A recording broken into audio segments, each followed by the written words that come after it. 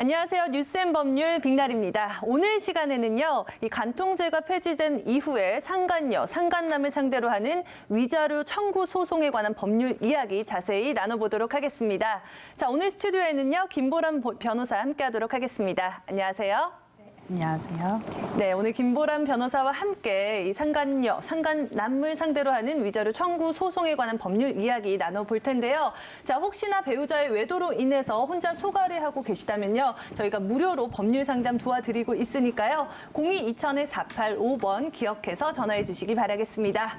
자, 그렇다면 본격적으로 오늘의 주제 나눠볼까 하는데요. 이 간통죄가 폐지된 지 2년 가까이 된 거죠. 네, 맞습니다. 그렇다면 그전까지 시행이 됐었던 이 간통죄의 의미부터 저희가 짚어봐야 될 것 같거든요. 어떤 네. 개념인가요? 간통죄는 1953년부터 최근 2015년까지 규정되어 있던 처벌 조항으로 배우자 있는 사람이 간통행위를 한 경우에는 두 사람 모두 2년 이하의 징역형에 처할 수 있도록 규정했던 그런 처벌 조항입니다. 간단하게 말해서 이 배우자가 외도를 했을 경우에 배우자와 또 그와 간통했던 사람까지 2년 이하의 징역에 처한다라는 의미인 것 같은데요. 네, 그렇습니다. 그런데 지금 현재는 이 간통죄가 폐지가 된 거잖아요. 네. 네. 네, 현재로서는 지금 간통죄가 2015년에 위헌 판결을 받음으로써 더 이상 이런 간통행위 자체에 대해서는 처벌이 불가능하게 됐고요. 그리고 이로 인해서 더 이상 한국에서는 간통죄에 대해서 형사처벌을 받는 것은 볼 수 없게 되었습니다. 일단은 간통죄, 현재는 폐지된 개념인데요. 자, 위헌 판결을 받으면 법이 효력을 잃게 되는 것으로 제가 알고 있는데, 네, 맞습니다. 그렇다면 이전에 간통죄로 유죄를 받았던 사람, 네. 지금 현재 다시 무죄 판결을 받을 수 있는 건가요? 네, 맞습니다. 오. 간통죄가 위헌 판결을 받은 이후에 이런 간통행위를 한 경우에 처벌할 수 없는 것은 당연하고요. 네.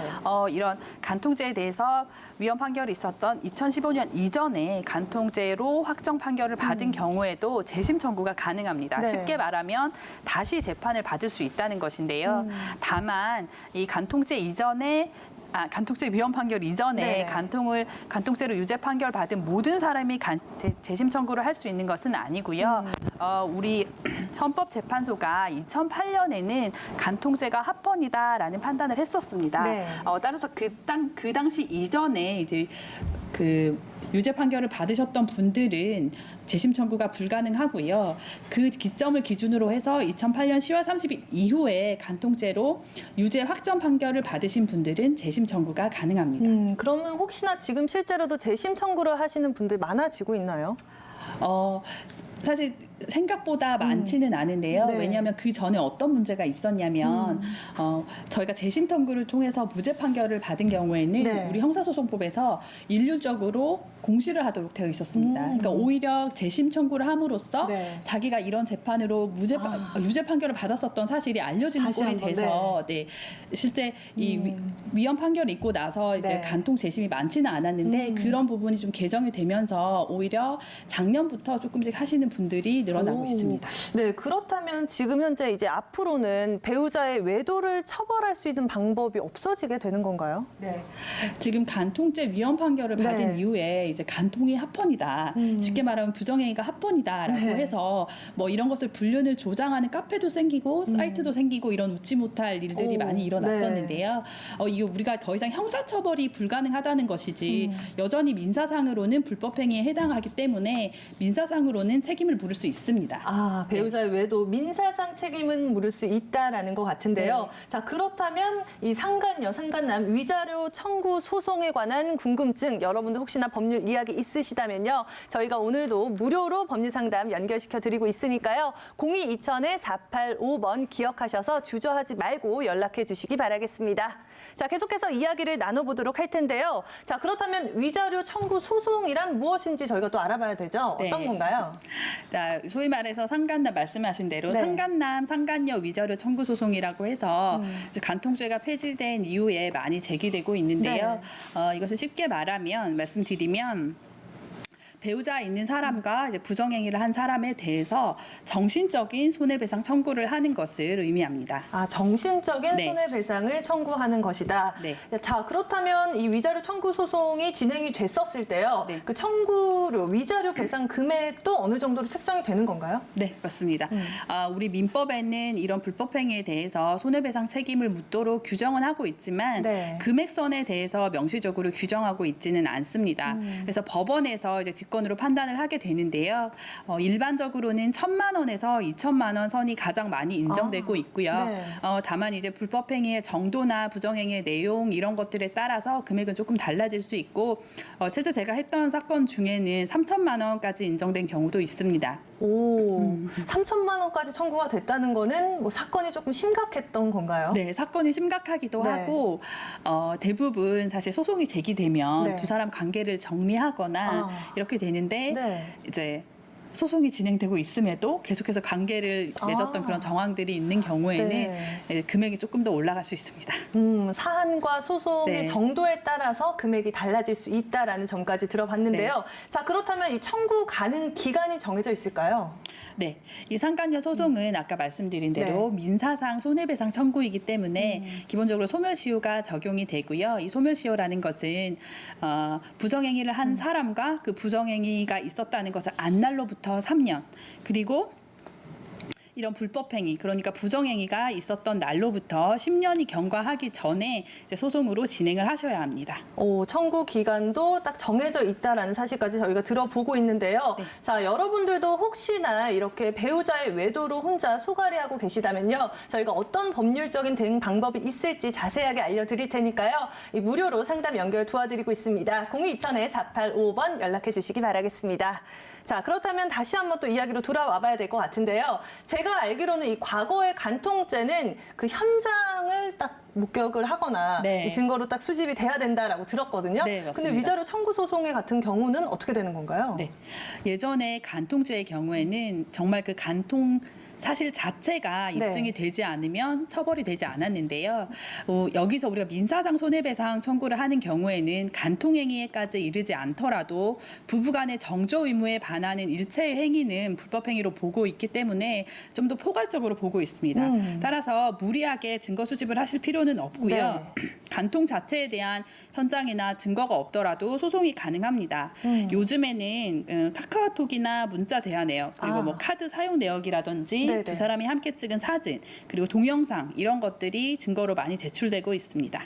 그런 것들이 증거로 인정이 되고 있는 거죠? 네, 맞습니다. 이런 것들로 부정행위가 인정되고 쉽게 말하면 꼭 성관계까지 가지 않더라도 두 사람이 단순한 친구 관계가 아니라 네. 남녀 이상의 관계가 유지됐다. 이 정도만 입증을 하셔도 부정행위에 대해서 위자료를 부정받으실 수 있습니다. 위자료로 뭐 요즘은 문자 메시지 내역이나 카드 내역 같은 것들이 증거로 수집이 될 수 있다라는 이야기를 들어봤는데요. 자, 그렇다면 이렇게 상간녀, 상간남을 상대로 위자료 소송했을 경우에 자, 이혼을 했을 경우에만 소송이 진행이 되는 건가요?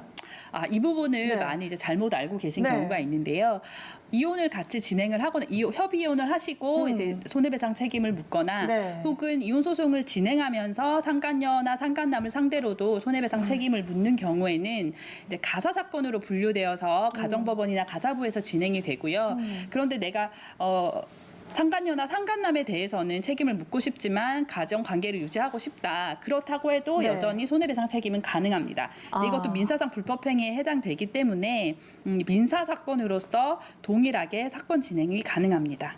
네, 이혼을 하지 않아도 단독으로 진행이 가능하다라는 이야기 들어봤는데요. 혹시라도 여러분들도 배우자의 외도로 혼자 소가리하고 계시거나요. 법률적인 부분은 궁금증 가지고 계시다면요. 저희가 오늘 김보람 변호사님 무료로 법률 상담 연결시켜 드릴 테니까요. 0220-4855번 연락 주시기 바라겠습니다. 자, 앞서서 이혼하지 않아도 이혼이 필수적인 것이 아니다라는 이야기를 언급을 해주셨잖아요. 네. 자, 그렇다면 혹시나 이혼을 하면 위자료 금액이 더 높아지지 않을까라고 생각하시는 분들도 계실 것 같단 말이에요. 네. 이 부분은 어떻게 생각해 볼까요? 네. 그러니까 제가 실제로 상담을 진행을 해보면 이혼을 하면 위자료가 많이 올라간다고 하더라. 그러니까 이제 일단 이혼을 하자. 그러니까 네. 이혼 의사가 없다고 하더라도 배우자와 이제 협의 이혼을 한 다음에 뭐 추후에 다시 혼인 신고를 하더라도 이제 이혼을 하고 이제 상담을 오시는 분들도 있는데요. 네. 제가 좀 전에 말씀드렸지만 이혼을 하는 경우에는 가정법원이나 가사부에서 사건이 진행되고 이혼을 하지 않는 경우에는 민사 사건으로 일반 이제 민사 법원에서 진행이 되는데 만약에 이혼을 했을 경우에 무조건 금액이 올라간다라고 하면 네. 가정법원에서 일률적으로 금액이 좀 높은 선이 나오고 이제 일반 민사 법원에서는 금액이 낮은 선이 인정되어야 되는데 사실 그렇지 않습니다. 아. 이게 꼭 이혼을 했는지 안 했는지 여부가 네. 혼인 관계가 파탄되었는지 이런 부분들을 판단하는 하나의 이제 참작 자료가 되는 것은 맞지만 네. 일률적으로 이혼을 한다고 해서 손해배상 금액이 많이 올라가고 이런 것들은 아니고요. 그 부정행위의 내용이나 네. 기간, 뭐 정도 그 자체가 오히려 주요하기 때문에 배우자와 이혼 의사가 없음에도 불구하고 이 위자료 청구 소송을 위해서 무리하게 이혼까지 진행하실 필요는 전혀 없습니다.